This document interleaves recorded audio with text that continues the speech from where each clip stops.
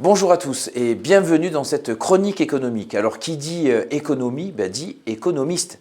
Et si l'économie française est moribonde, les économistes français, eux, ont le vent en poupe. Deux noms ont été sur toutes les lèvres cet automne. Philippe Aghion, fraîchement nobelisé, et Gabriel Zucman, chantre de la justice fiscale, qui lui a reçu la médaille Clark en 2023 et qui est une sorte de Nobel d'économie, en tout cas pour les moins de 40 ans. Nous avons donc deux économistes ultra médiatiques et prestigieux, reconnus, renommés, mais qui pensent totalement différemment. Difficile alors de savoir à quel sein se vouer. Aghion, lui, prône une économie boostée par l'investissement productif, où la richesse se crée avant de se répartir.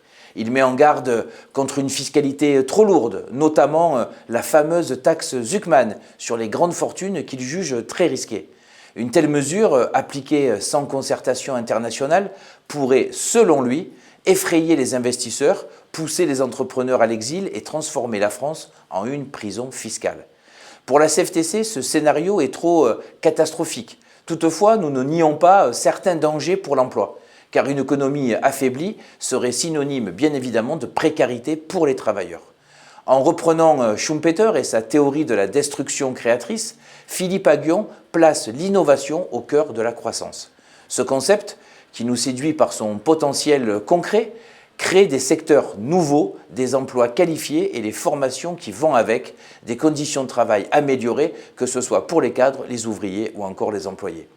Et dans toutes ces transformations de l'économie, les partenaires sociaux peuvent et même doivent jouer un rôle central. Cette politique, qui place l'innovation au cœur du projet, a le défaut d'être gourmande en investissement. Ce qui est compliqué dans une période où le niveau de déficit des finances publiques ne permet pas toujours de développer des projets structurants. Gabriel Zucman, lui, incarne une autre ambition, rétablir la justice fiscale pour financer notre modèle social. Ses travaux sur l'évasion fiscale et sa proposition d'une taxe sur les hauts patrimoines visent à réduire les inégalités et à améliorer les finances de l'État. Deux objectifs que la CFTC partage bien évidemment en tant que syndicat ancré dans les valeurs chrétiennes de solidarité. Mais les bonnes intentions ne suffisent pas. La CFTC s'inquiète des effets d'une telle taxe, surtout si elle est mal calibrée. Taxer les patrimoines, y compris ceux des startups en phase de croissance, mais pas encore rentables, pourrait étouffer l'élan entrepreneurial. À l'heure où la France ambitionne de faire naître des licornes, un frein fiscal risquerait de compromettre la création d'emplois futurs.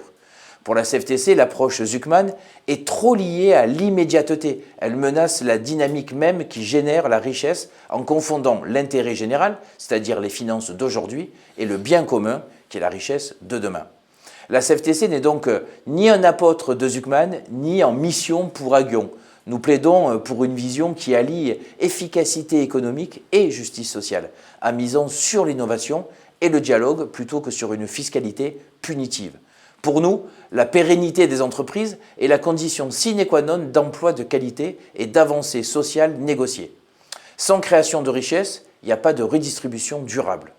La CFTC ne rejette pas l'idée de justice fiscale, mais elle privilégie une approche équilibrée où l'innovation reste le moteur d'une économie au service des travailleurs.